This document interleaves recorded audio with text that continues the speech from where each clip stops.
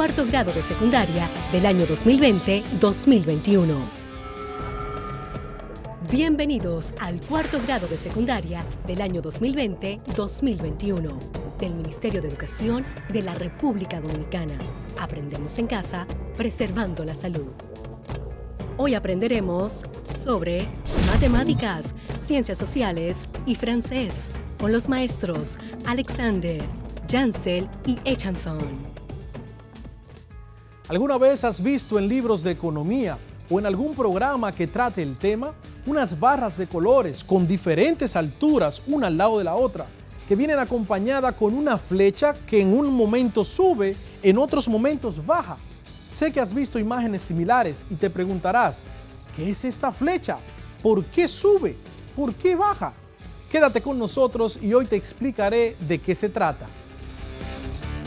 Cuarto grado de secundaria del año 2020-2021. Hola, mi nombre es Carla Macier y como ustedes estoy muy entusiasmada por comenzar nuestro día de aprendizaje. Vamos todos y todas a crear las condiciones físicas y emocionales para que podamos disfrutar del progreso que es aprender. Lo importante es disfrutar el camino del conocimiento y hacer de él una fiesta. Aprender puede ser, si nos lo proponemos, una experiencia divertida y creativa. Hola estudiantes, qué bueno que estamos de vuelta. Estamos aquí para seguir enriqueciendo tus conocimientos, que son la base de una sociedad próspera y trabajadora. Soy tu profesor Alexander García y este es un espacio donde las matemáticas toman sentido. Sé que ya has hecho la actividad que hablamos en la clase pasada sobre la distancia entre dos puntos. Si así lo hiciste, te felicito. Excelente trabajo. El día de hoy estaremos hablando acerca de los vectores, qué son, qué significan. Y también estaremos hablando acerca de las componentes de los vectores, qué son y cómo se determinan. Comencemos. De la gráfica y la flecha que hablamos al principio, esta que subía y bajaba, se conoce con el nombre de vector. En este caso, es un vector que representa el comportamiento financiero de una empresa, cuando sube o cuando disminuye. Pero, ¿qué son los vectores? Antes de conocer el concepto de vector, debemos tener muy claro qué son las magnitudes, ya que un vector representa una magnitud. Las magnitudes son las propiedades que pueden ser medidas y estudiadas por las ciencias experimentales. Cada magnitud tendrá definida una unidad de medida y esta se conocerá con un número y dicha unidad. Por ejemplo, ¿recuerdan en la clase pasada? Hablábamos de las distancias entre dos puntos. Lo que realmente estábamos usando era la magnitud de la longitud, que en el sistema internacional su unidad de medida es el metro. Observemos aquí, si medimos este tramo, podemos notar que tiene 39 pulgadas de longitud, lo que equivale a 1 metro. ¿Recuerdas también cuando con tus amigos en el río, en la playa, jugabas a ver quién duraba más debajo del agua? En ese momento estabas usando una magnitud conocida como tiempo, la cual en el sistema internacional su unidad de medida es el segundo. Podrías durar 10, 15, 20, 30 segundos o hasta 1 minuto si tenías mucha resistencia. Ahora bien, las magnitudes se clasifican en magnitudes vectoriales y magnitudes escalares. Las escalares son de las que hablamos ahora mismo, la longitud, el tiempo y otras más. Pero solamente para estas se necesita un número y su unidad de medida.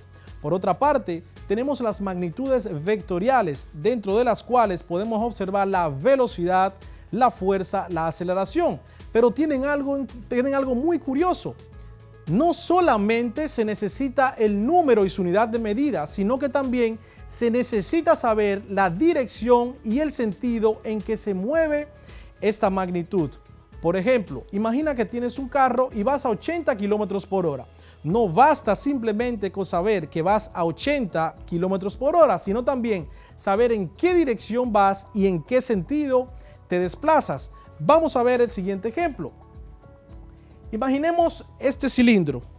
Si necesito moverlo hacia mi mano izquierda, necesitaría aplicar una fuerza aproximadamente de 100 newtons, por ejemplo.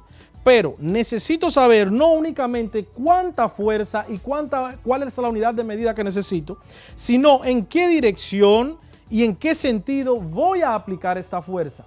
Observemos, si aplico la fuerza de 100 Newton para mover el cilindro hacia mi mano derecha, primero debo aplicar una fuerza y moverme en sentido sur-norte de forma vertical. Luego me movería en sentido este-oeste de forma horizontal. Y aquí lograría mi objetivo de mover el cilindro. ¿Está claro esto? No solamente en las magnitudes vectoriales basta con conocer la unidad de medida y el número. También debemos conocer la dirección y el sentido.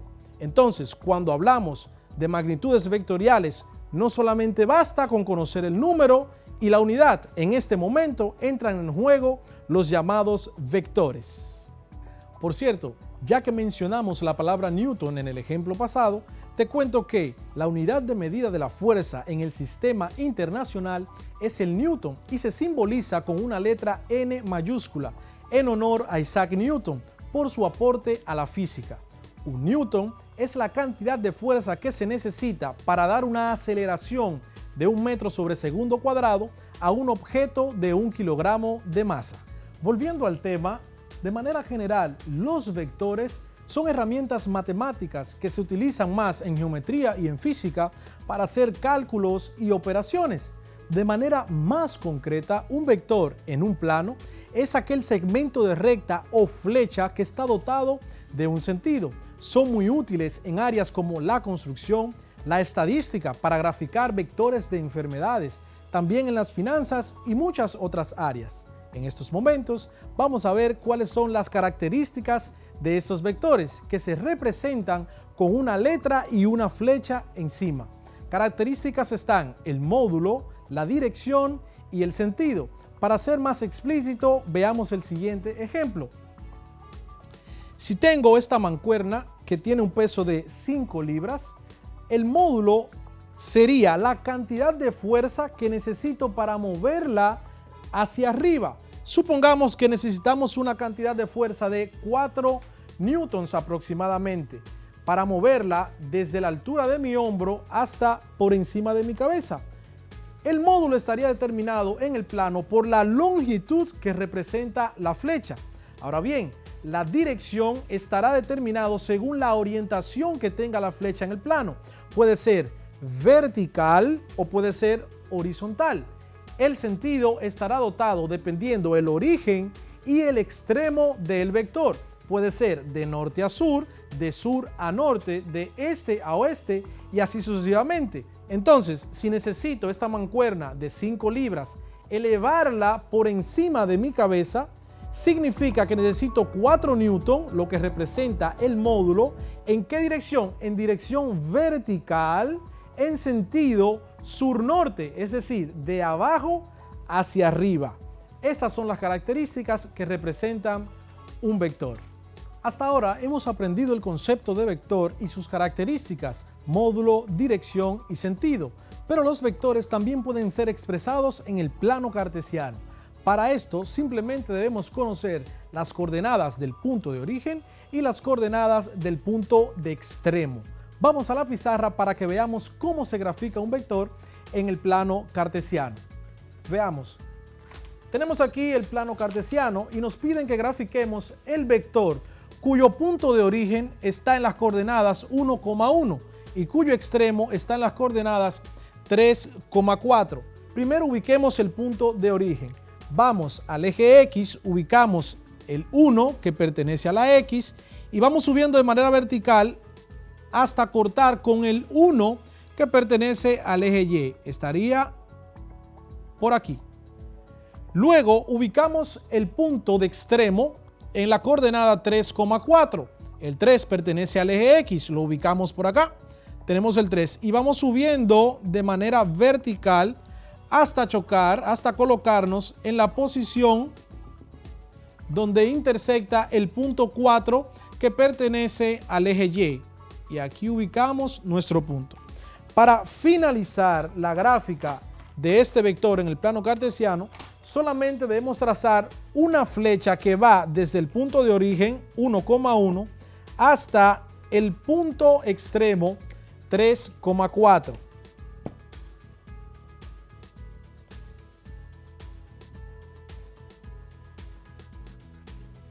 De esta manera queda graficado el vector. Vamos a nombrarlo, vamos a poner el nombre del vector A. Vector A, dijimos que se representa con la letra y una flecha encima de ella.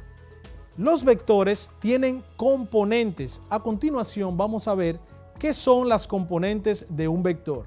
Las componentes de un vector se encuentran tanto en el eje X como en el eje Y y simplemente son las proyecciones o la sombra que hace el vector tanto para el eje de las X como para el eje de las Y.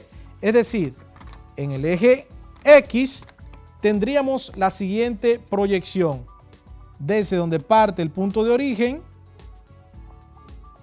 hasta donde coincide con el extremo.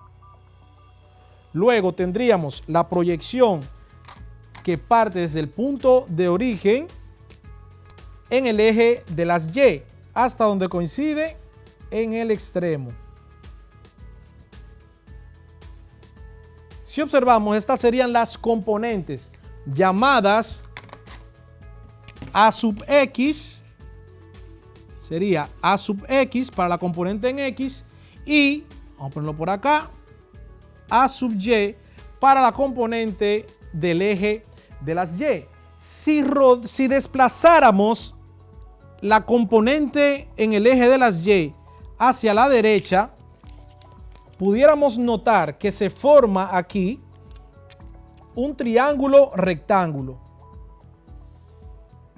Un triángulo rectángulo, lo que indica que si este es el vector, vamos a ponerlo más pequeño por acá, el vector A en un triángulo rectángulo cuya característica principal es que tiene un ángulo recto o de 90 grados, el lado mayor o el lado que está opuesto al ángulo recto se conoce con el nombre de hipotenusa.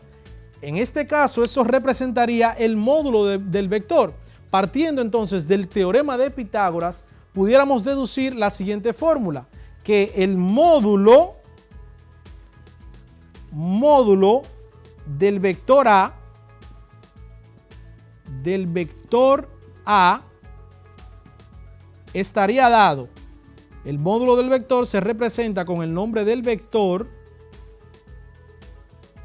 encerrado en dos barras. Sería igual a la raíz cuadrada de la componente en X, A sub X, elevado al cuadrado, más la componente en Y, que sería A sub Y, elevado al cuadrado.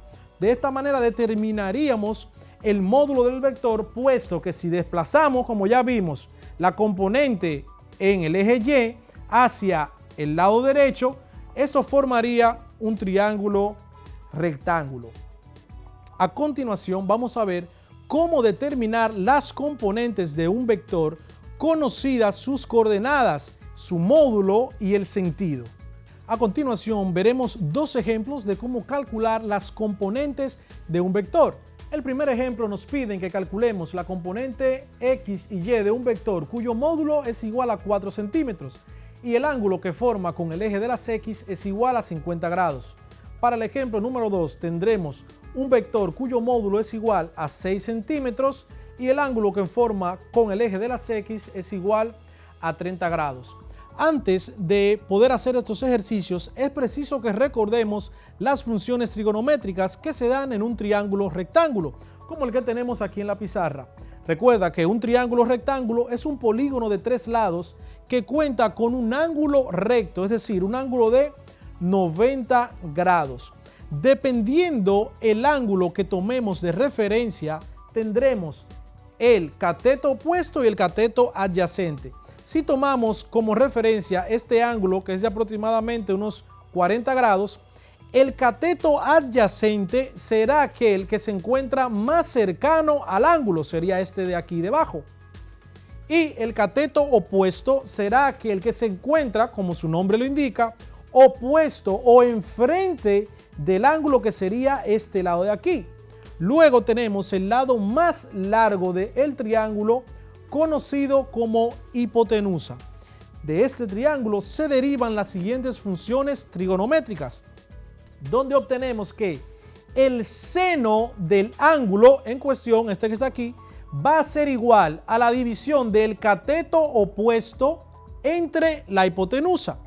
Luego tenemos que el coseno de este ángulo que tenemos acá va a ser igual al cateto adyacente, el más cercano al ángulo, dividido entre la hipotenusa. Y por último, la tangente de este ángulo va a ser igual al cateto opuesto, al más lejano del ángulo, dividido entre el cateto adyacente. Partiendo de estas funciones trigonométricas, entonces vamos a resolver los siguientes ejemplos. Borremos este triángulo de acá y empecemos con el ejemplo número 1.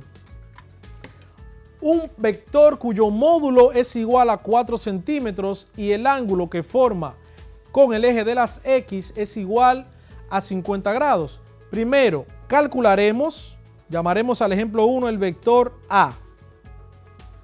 Módulo 4 centímetros. Entonces, calcularemos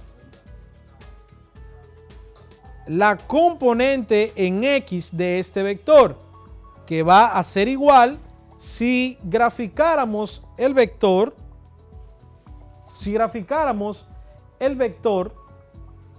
rápidamente,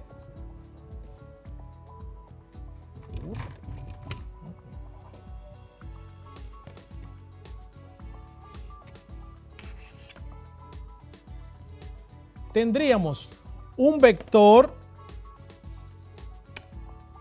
inclinado cuyo ángulo aquí dijimos es de 50 grados. La componente en X sería esta parte que se proyecta en el eje de las X, sería A sub X, y su componente en Y, la parte que se proyecta en el eje de las Y. Por tanto, si trasladamos, como hicimos en el ejemplo anterior, la proyección en el eje X hacia la derecha, formaríamos entonces un triángulo rectángulo donde la hipotenusa sería el módulo del vector. Por tanto, el cateto adyacente al ángulo sería el que está en el eje de las X, el lado que proyecta al eje de las X, y el cateto opuesto sería el de acá, el del eje de las Y, que representa la componente en Y. Según la función trigonométrica, tendremos que usar el coseno de X para el lado adyacente, el coseno del ángulo para el lado adyacente, que es la función donde comprende cateto adyacente e hipotenusa. Por tanto, será igual la componente en X al coseno del ángulo igual, variemos lo de cateto adyacente por la componente en X dividido, en vez de usar la hipotenusa aquí sería el módulo del vector. Por tanto, para conocer entonces la componente en X, simplemente debemos despejar la componente de X. Si tenemos el módulo del vector dividiendo la componente en X, entonces pasaremos a multiplicar el módulo del vector por el coseno del ángulo. Quedaría de la siguiente manera: el módulo del vector A multiplicado por el coseno del ángulo será igual a la componente en X. Si sustituimos los valores que tenemos acá, ¿cuál es el módulo del vector? El módulo del vector dijimos que es 4 centímetros. 4 centímetros. Multiplicado por el coseno del ángulo. ¿El ángulo cuál es? 50 grados. Coseno de 50 me va a ser igual ese resultado a la componente en el eje de las X. Aquí en este caso utilizaremos la calculadora para calcular esta operación. En tu casa debes confirmar que tu calculadora científica o tu celular esté en la parte superior con las letras DEG, que significa degree, para que la calculadora interprete que ese número 50 está en grados sexagesimales y te dé el resultado correcto. Por tanto, si multiplicamos 4 por el coseno de 50, eso arrojaría un valor de 2.57, lo que sería el resultado para la componente en X. De igual modo, para la componente en Y, tendríamos la componente en Y va a ser igual, como vemos aquí, la componente en Y representa el cateto opuesto. Y de las funciones trigonométricas que observamos aquí, ¿quiénes involucran el cateto opuesto? Seno del ángulo igual a cateto opuesto entre hipotenusa. Y dijimos anteriormente que la hipotenusa representará el módulo del vector. Por tanto, A sub Y será igual al coseno del ángulo, al seno del ángulo, que será igual al cateto opuesto, que llamaremos entonces A sub Y, dividido entre la hipotenusa, que en este caso será el módulo del vector. Por tanto, si hacemos un despeje similar al que hicimos para la componente X, tendríamos que la componente en Y será igual, mi módulo que está dividiendo la componente en Y pasará a multiplicar el seno del ángulo en cuestión. Si sustituimos cada variable por su valor, tendríamos que la componente en Y será igual el módulo del vector 4 centímetros multiplicado por el seno del ángulo, que es igual a 50 grados.